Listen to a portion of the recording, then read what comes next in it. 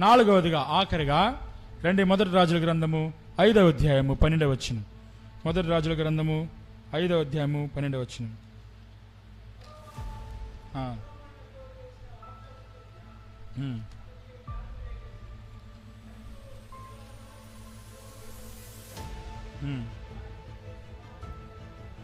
చదవండి. మొదటి రాజుల గ్రంథం 5:12 తమిళ్.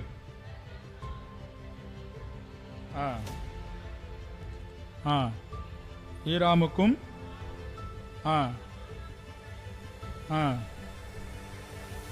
చూడండి, ஈராமுக்கு சாலமோனுக்கும் சமாதானம் உண்டாயிருந்தது, இருவரும் உடன்படிக்கை பண்ணி கொண்டார்கள். సమాధాన నిబంధన కలిగిన వాడుగా ఉంటూ వచ్చాడు. ఎవరితో? సొలొమోనుతో. ఎందుకు సమాధానం కలిగింది? ఎందుకు నిబంధన కలిగారు?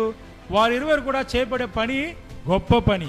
వారిరువురు కలిసి కట్టబోయేది దేవుని మందిరం.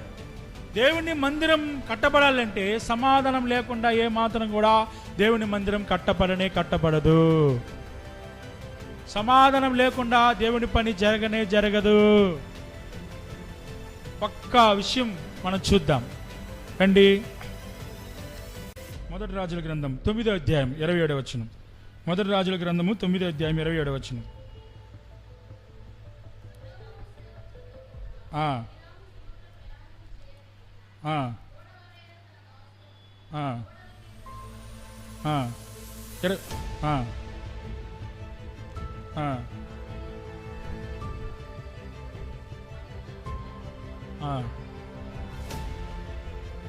చూడండి, సొలొమోను హీరాము సమాధాన నిబంధన చేసుకున్నారు. గమనించండి, ఇప్పుడు దేవుని మందిరం కట్టడానికి బంగారం కావాలా. ఇప్పుడు ఒక ఓడలు తెచ్చుకున్నారు. మరి ఇన్ని ఓడలు వచ్చాయి, షిప్పులు వచ్చాయి. ఇప్పుడు ఆ ఓడలు ఎవరు ప్రయాణిస్తున్నారు? 2 గుంపు వారు ప్రయాణిస్తున్నారు. ఎవరెవరు? సొలొమోను యొక్క పనివారు ప్రయాణిస్తున్నారు, హీరాము యొక్క పనివారు ప్రయాణిస్తున్నారు. 2 గుంపు వారు ప్రయాణిస్తున్నారు ఓడలో. ఇప్పుడు ఈ ఓడ ప్రారంభమైవి ఆ సముద్రం మీద యాత్ర చేసుకుంటూ పోయి అక్కడున్న బంగారాన్ని తీసుకొని మరలా సముద్రం ప్రయాణం చేసుకొని ఇక్కడికి రావాలి.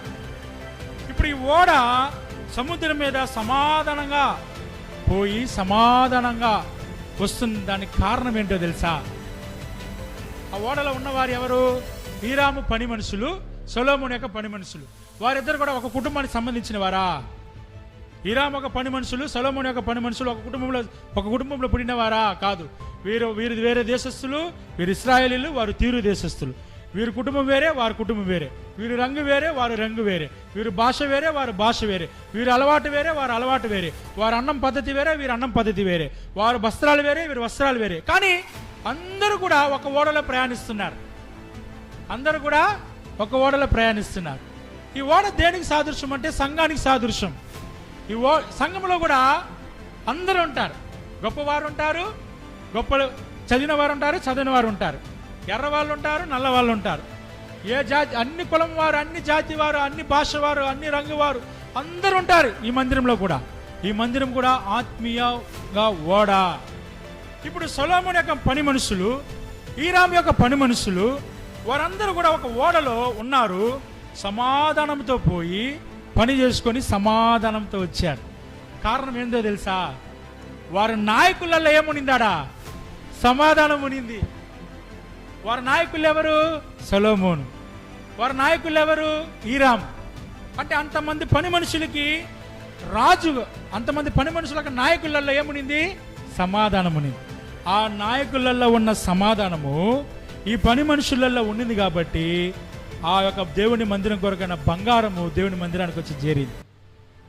ఈనాడు సంఘం అనే ఓడ సముద్రం అనే లోకములో సమాధానంతో ప్రవేశించి దేవుని కొరకైన బంగారాన్ని సంపాదించలేకుండా పోవటానికి కారణం ఏంటంటే నాయకులలో ఏం లేదంట? సమాధానం లేదు.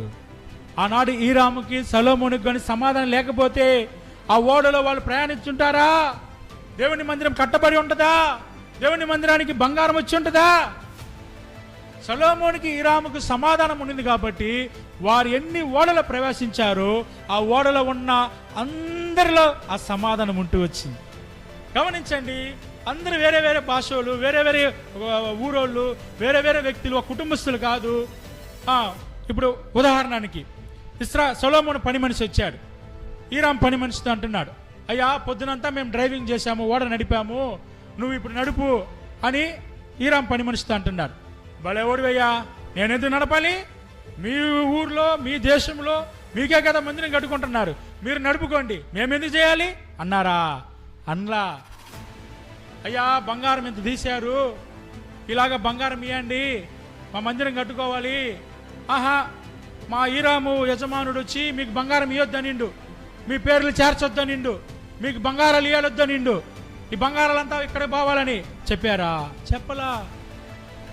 ఐక్యత ఓడలో ఉనింది. కారణము వాళ్ళ నాయకులలో ఐక్యత ఉనింది. వారి నాయకులలో హీరాములో సొలొమోనులో కానీ ఐక్యత లేకపోయి ఉంటే ఆ ఓడలో ప్రయాణించే వాళ్ళు ఎవరిలో కూడా సమాధానం ఉండుండదు. ఆ ఓడలో బంగారం కోసం కొట్టుకొని ఉంటారు, ఆ ఓడలో నీది నాది అని చెప్పి జగడం లేసుకొని ఉంటారు, ఆ ఓడ సముద్రంలో మునిగిపోయి అల్లగోళంగా ఉంటుంది. ఎంతమంది పని మనుషులు తెలుసా? 1,83,300 మంది దేవుని మందిరాన్ని చేస్తూ వచ్చారు. ఎవరు వీళ్ళు? హీరాము యొక్క పని మనుషులు, సొలొమోను యొక్క పని మనుషులు కలిసి దేవుని మందిరాన్ని కట్టారు. కారణం వారి నాయకులలో సమాధానం ఉనింది. ఈనాడు జగోషమాల సమాధానం ఉంటే అన్ని సంఘాలలో సమాధానం ఉంటుంది. ఈనాడు అక్కడ నాయకులలో సమాధానం ఉంటే అన్ని సముద్రం మీద ప్రయాణించే ఓడలలో సమాధానం ఉంటుంది. దేవుని మందిరం కట్టబడుతుంది, దేవుని మందిరానికి బంగారం వచ్చి చేరుతుంది. కనుక సొలొమోను హీరాము సమాధాన నిబంధన కలిగి ఉన్నారు. ఈనాడు వాళ్ళకి సమాధానం లేదు కాబట్టి ఈ ఓడలలో ప్రయాణించే ప్రయాణికులు మనము దేవుని మందిరంలో పని చేయాలా, దేవుని మందిరం కట్టబడాలా, దేవుని మందిరం కట్టబడాలని పోయి ఆ యొక్క కొండలన్నీ పగలగొట్టి బంగారాన్ని తీసుకొని ఆ ఓడలో ప్రయాణించే వాళ్ళంతా ఎవరు? వాళ్ళ నాయకులు కాదు, వాళ్ళు గొప్ప గొప్ప వ్యక్తులు కాదు. దేవుని మందిరం కట్టబడాలా, దేవుని మందిరం కట్టబడాలా, దేవుని మందిరం కట్టబడాలని వైరాగ్యం కలిగిన వాళ్ళే. ఆ వైరాగ్యం కలిగిన ప్రయాణికులలో సమాధానం ఉందంటే కారణం హీరాము సొలొమోనుకి సమాధానం ఉనింది కనుకనే ఓడలో సమాధానం ఉనింది. వారికి ఏదో 1/2 కిలోమీటర్ 1 కిలోమీటర్ కాదు, వాళ్ళు ఎన్ని దినాలు ప్రయాణించారు, ఎన్ని దినాలు అక్కడ ఉన్నారు, ఎన్ని దినాలు రిటర్న్ అయ్యారు, ఇవన్నీ కూడా బైబిల్లో ఉంది. వారు 1 నెల పని చేస్తే 2 నెలలు ఆఫ్ అంట వాళ్ళకి, 1 నెల పని చేస్తే 2 నెలలు లీవ్. ఇవన్నీ తర్వాత మనం చూస్తాం. హీరాము పని మనుషులు, సొలొమోను యొక్క పని మనుషులు దేవుని మందిరం కొరకు ఎట్ట పనిచేస్తూ వచ్చారు తర్వాత వచ్చే బైబిల్ పాఠంలో మనం చూద్దాం. కొన్ని విషయాలు మనం ధ్యానిస్తాం. కనుక సొలొమోను హీరాము ఎలా కలిగి ఉన్నారంట? సమాధానం కలిగి ఉన్నారు. ఆ నాయకులలో ఉన్న సమాధానము ఆ యొక్క ఓడలో ప్రయాణిస్తున్న పని మనుషులలో ఉన్నది. ఆ సమాధానము దేవుని మందిరం కట్టబడింది, దేవుని మహిమ వచ్చింది, దేవుని మందిరం బంగారంతో ఎంతో సౌందర్యంతో నిండుగా ఉంటూ వచ్చింది. అబ్రహాము యొక్క మంద కాపురులకి, లోతు యొక్క మంద కాపురులకి సమాధానం లేనినందువలన ఏమైపోయేసింది? వేరైపోయేసారు. మంద కాపురులు ఇక్కడ 1,83,300 మంది పనిచేస్తున్నారు దేవుని మందిరానికి. అనుకోని చూడండి, ఒక 10 మందిని మాకు పనిచేసినాం అనుకోండి, అది అట్టగా తిట్ట, ఇది అట్టగా తిట్ట, వాడు నేను చెప్పినట్టు ఎన్నంటుండు, వీడు నేను చెప్పినట్టు ఎన్నంటుండు, వీడు నా మాట ఎన్నంటుండు, వాడి నా మాట ఎన్నంటుండు, మీరే చేసుకొని పోంటారా, మీతో ఇదే తలకాయ నొప్పి, మీతో ఇదే గొడవ, మీతో ఇదే బాధ అంటామా అన్నమా? మరి 1,83,300 మంది వేరు దేశస్తులు, వేరు భాషస్తులు, వేరు కులస్తులు, వేరు కుటుంబీకులు, రక్త సంబంధులు కాదు, ఐక్యతతో సమాధానంతో అంత పెద్ద పని చేస్తున్నారంటే కారణం ఏంటండి? వారి నాయకులలో సమాధానం ఉనింది. ఈనాడు సంఘము నాయకులలో సమాధానం లేనందువలన సంఘములో పనిచేసే వాళ్ళు అల్లగోళంగా అయిపోతున్నారు, ఓడల బద్దలైపోతున్నారు. ఓ పెనియేలు అనే ఓడ గమ్యంకి చేరాలంటే, ఈ పెనియేలు అనే ఓడ దేవుని మందిరం కట్టడానికి పని చేయాలంటే ఆ నాయకులలో సమాధానం కావాలని కన్నీటితో మనం ప్రార్థించే వారంగా ఉండాలి. లేదంటే పెనియేలు మట్టం కాదు, ఈ భక్సింగ్ గారు దర్శనంలో ఉన్న ఏ ఓడ కూడా సముద్రాన్ని దాటి అక్కడికి చేరదు. అది సముద్రంలోనే బద్దలవి, అది ఉన్న రూపులేఖలు లేకుండా పోయేస్తుంది, అది రూపులేఖలు లేకుండా పోయేస్తుంది. ఒక దినం వస్తుంది భక్సింగ్ గారు సహవాసం ఏందని సముద్రంలో ఎతికిలాడితే ఎక్కడ కూడా కనిపించదు.